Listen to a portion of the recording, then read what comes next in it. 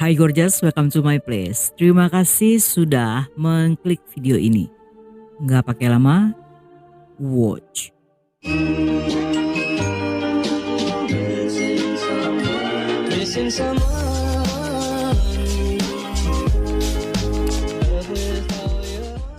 Di daerah Kataengan, Filipina, terdapat sebuah toko roti milik dari pasangan Zucchino dan Marcela yang memiliki seorang putri bernama Susana. Kehidupan keluarga ini lebih baik dari kehidupan banyak orang di daerah tersebut. Selain toko roti, mereka juga memiliki satu toko lainnya serta rumah yang lumayan bagus dengan beton serta atap baja bergelombang hijau. Walaupun tidak memiliki mobil, kompor, toilet duduk atau telepon, tetapi mereka memiliki beberapa ART untuk melakukan beberapa pekerjaan kasar di sekitar rumah. Susana yang banyak bicara merupakan siswa teladan dan setamat SMA walaupun telah menjalani pendidikan keperawatan. Namun setelahnya dia justru bekerja di hotel dan restoran yang berada di Pulau Cebu. Susana hanya bisa pulang beberapa kali dalam sebulan karena jarak Cebu ke rumahnya memakan waktu selama 12 jam dengan menaiki kapal feri.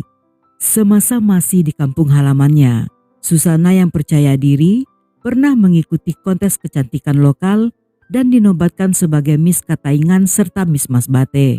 Saat di Cebu, dia kembali mengikuti kontes kecantikan dan menjadi kontestan Miss Cebu.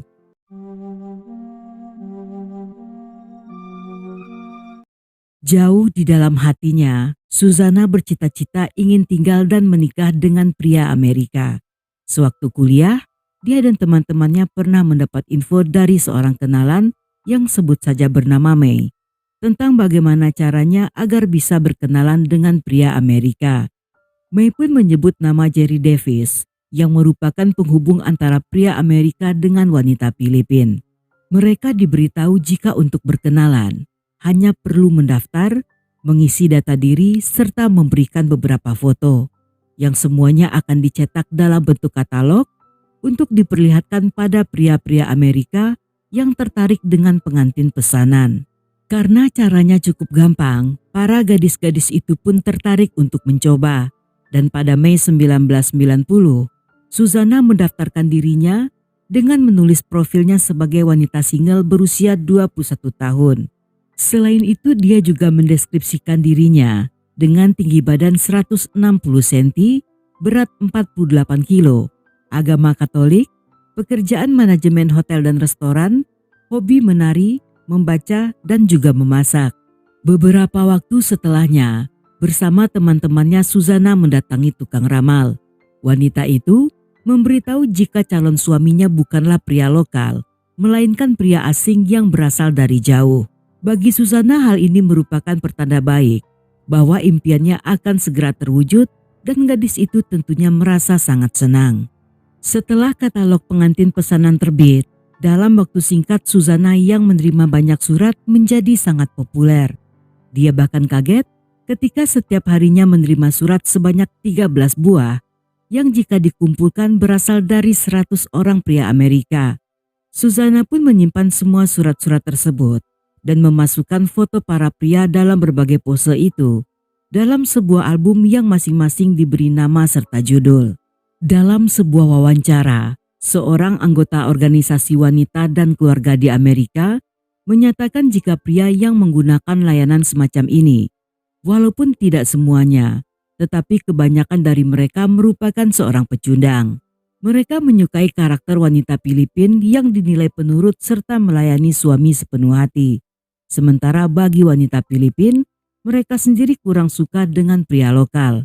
Karena selain dikenal banyak memiliki riwayat KDRT, pria lokal juga dianggap kurang menarik baik secara fisik maupun sosial. Berbeda dengan pria bule, yang selain tampan, menarik juga banyak uang. Walaupun tidak semua bule tampan ataupun kaya, tetapi entah mengapa banyak wanita di sana yang masih berpikiran seperti itu. Karena hal ini, ada banyak gadis ataupun janda pirang yang bermimpi untuk menikahi bule dan hidup mewah serta bahagia di negara asing yang pada akhirnya membuat banyak wanita ikut mendaftarkan diri dalam katalog tersebut. Menurut laporan, di tahun 1995, ada sekitar 20.000 orang wanita Filipina yang telah meninggalkan negaranya setelah bertunangan dengan pria asing. Cara semacam ini memiliki resiko besar bagi kedua belah pihak. Selain terdapat banyak laporan tentang wanita yang mengalami kekerasan setelah tiba di negara asing, para pria bule juga sering menjadi korban penipuan dari wanita yang dipesannya. Biasanya si wanita akan meminta sejumlah uang sebelum hari keberangkatan ke Amerika. Dan setelah uang tersebut dikirim, wanita itu akan segera menghilang bagaikan janji mantan. Untuk mengatasi hal ini, di tahun 1990, pemerintah sebenarnya telah mengeluarkan larangan terkait dengan pengantin pesanan. Namun sepintar-pintarnya undang-undang tersebut pastinya akan kalah oleh oknum nakal yang jauh lebih cerdik, licik, dan berbisa.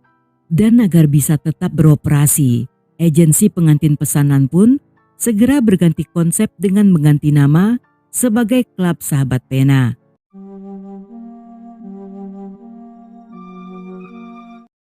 Dari sekian banyak pria yang berkirim surat, Susana penasaran dengan seorang pria bernama Timothy.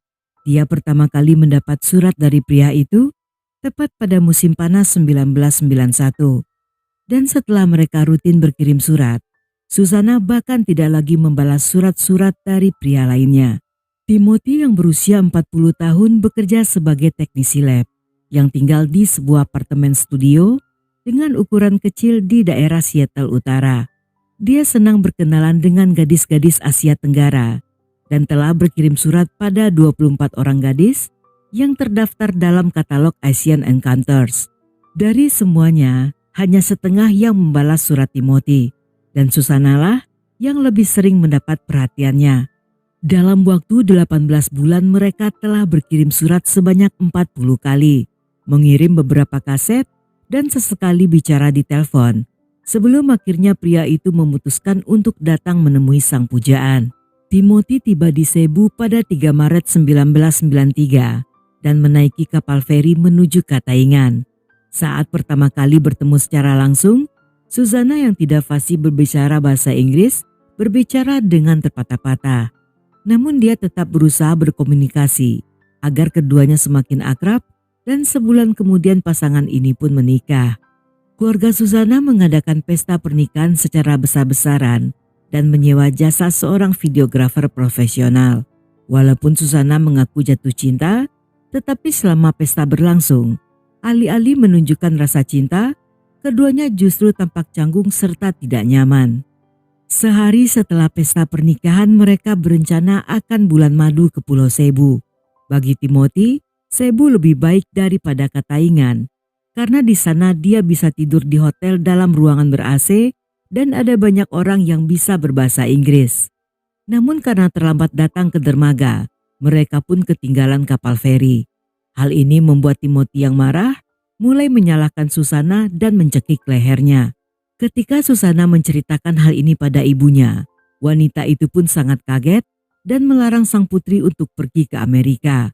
Namun alih-alih mendengar nasihat tersebut, Susana justru mengatakan jika dia mencintai suaminya dan bersedia mengambil resiko untuk bersama Timothy.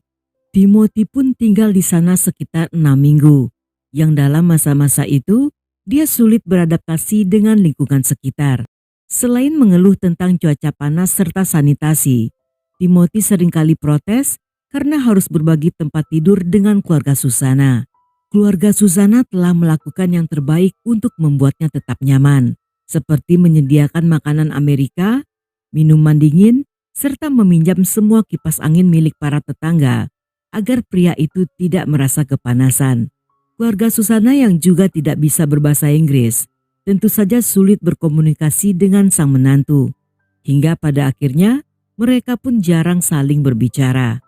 Selain itu, Timothy juga mengeluh jika pesta pernikahan tersebut telah menghabiskan uangnya sejumlah 30 juta, belum termasuk biaya makeup artis sejumlah 30 juta yang didatangkan khusus dari Cebu, serta membeli TV dan DVD untuk sang mertua seharga 9 juta. Pria itu merasa menyesal karena awal kedatangannya ke sana hanya untuk berkenalan dan bukan untuk menikah.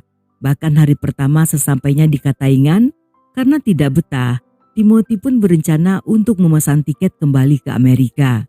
Tetapi Susanna berhasil membujuknya untuk menginap, yang di malam harinya mereka melakukan happy ending sehingga pria itu pun membatalkan kepulangannya.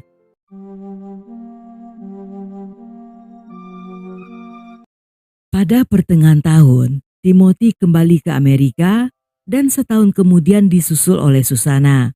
Sesampainya di sana, mereka pun pindah ke apartemen baru yang disewa oleh Timothy. Di sini Susanna cukup kaget akibat mengalami perubahan cuaca dari negara tropis ke negara 4 musim. Sehingga sepanjang waktu wanita itu selalu berpakaian lengkap akibat merasa kedinginan. Namun sayangnya Timothy yang tidak mengerti justru merasa sang istri mulai menjauh dan bersikap dingin. Dia seringkali mengeluh ketika melihat Susanna yang lebih suka berpakaian tebal saat tidur daripada memakai baju haram. Dan tepat 13 hari sejak kedatangannya, Susanna pun mengalami KDRT. Saat itu, Timothy mencekik, memukul, serta mendorong kepalanya ke wastafel. Ketika Susanna menelpon polisi, pada para petugas, Timothy justru berbohong dengan berdalih hanya membantu istrinya cuci muka. Namun polisi yang tidak percaya menangkap pria itu dengan dakwaan telah melakukan pelanggaran ringan. Dalam persidangan karena Susanna tidak hadir, pada akhirnya dakwaan terhadap Timothy dibatalkan. Tetapi Timothy yang emosi mengklaim jika Susanna menikahinya agar wanita itu bisa datang ke Amerika secara gratis dan untuk mendapatkan green card. Dan karena hal ini dia pun ingin mengajukan pembatalan pernikahan yang jika disetujui pengadilan maka Susanna akan dideportasi kembali ke Filipina. Sesaat sebelum persidangan pembatalan pernikahan, tiba-tiba Timothy menawarkan kesepakatan untuk menarik pembatalan tersebut dan meminta uang sejumlah 255 juta sebagai bentuk kompensasi. Di mana jumlah tersebut merupakan total jumlah uang yang selama ini telah dikeluarkannya untuk Susanna. Susanna yang tidak punya uang serta tidak punya pekerjaan tentu saja menolak permintaan itu. Bahkan pengacara yang membantunya secara gratis melarang wanita itu untuk menerima kesepakatan tersebut. Menurutnya jika Susanna bisa membuktikan bahwa dia mengalami KDRT, maka Susanna bisa mendapatkan green card. Selama proses persidangan berjalan, Susanna telah pindah dari rumah Timothy. Saat itu, dia tinggal dan menumpang di rumah 2 orang wanita asal Filipina yang bernama Phoebe dan Veronica. Phoebe yang telah menikah dan memiliki 3 orang anak juga berasal dari Kataingan. Sedangkan Veronica memiliki 2 orang anak dan bekerja sebagai agen asuransi. Setelah meninggalkan rumah Timothy, Susanna pun mulai bekerja di toko daging, yang dari penghasilannya dia bisa mengirim uang serta hadiah untuk orang tua, saudara, serta teman-teman di kampung halamannya. Namun sayangnya Susanna yang murah hati lagi-lagi harus bernasib malang. Dia hamil setelah diperkaos pria tidak dikenal saat berada di sebuah pesta. Hal ini pun dimanfaatkan oleh pengacara Timothy yang menuduh jika Susanna sengaja hamil agar tidak diusir dari Amerika. Dan karena kehamilannya, persidangan pembatalan pernikahan tersebut diundur selama 6 bulan.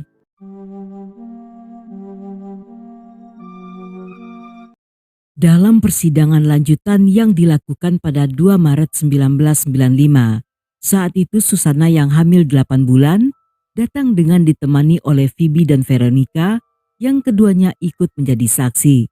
Sebelum sesi argumen penutup, di saat persidangan sedang istirahat selama beberapa menit, tiba-tiba Timothy mendatangi mereka yang sedang duduk di lorong ruang sidang yang berada di lantai 2 dan menembak ketiga wanita itu hingga tewas di tempat. Dari semuanya, Susanna lah yang mendapatkan serangan paling banyak dengan 3 tembakan di bagian kepala, dada, dan juga perut. Dan ketika Timothy sedang mengisi ulang pelurunya dengan tujuan akan melakukan bundir, pria itu pun berhasil diringkus oleh petugas keamanan. Saat digeledah, dalam tasnya ditemukan sebuah surat wasiat yang berisi permintaan maaf pada keluarga serta teman-temannya, serta uang sejumlah 10 juta yang merupakan uang terakhir yang ditarik dari rekeningnya.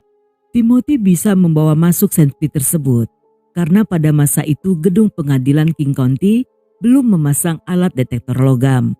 Sejak 3 tahun sebelumnya, hakim telah meminta sistem keamanan gedung diperketat, namun permintaannya belum terlaksana hingga terjadilah insiden itu.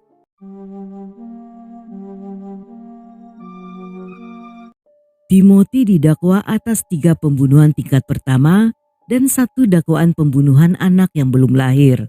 Saat itu pengacaranya berusaha membela dengan menjadikan masa kecil Timothy yang suram serta penuh kekerasan sebagai alasan atas semua tindakannya. Karena sebelumnya Timothy tidak memiliki riwayat kriminal. Pada 24 Juni 1996, dia pun divonis dengan hukuman penjara seumur hidup. Jasad Susana yang dikembalikan ke kampung halamannya saat itu memakai pakaian putih serta melakukan upacara pemakaman di gereja yang sama saat dia menikah dulu. Bahkan dengan videografer yang sama, kerumunan warga kampung yang sama, dan kedua orang tuanya yang sama-sama terlihat bingung karena telah kehilangan putri mereka. Dan di dalam peti matinya, Susana tampak seolah sedang bermimpi indah dalam tidur panjangnya.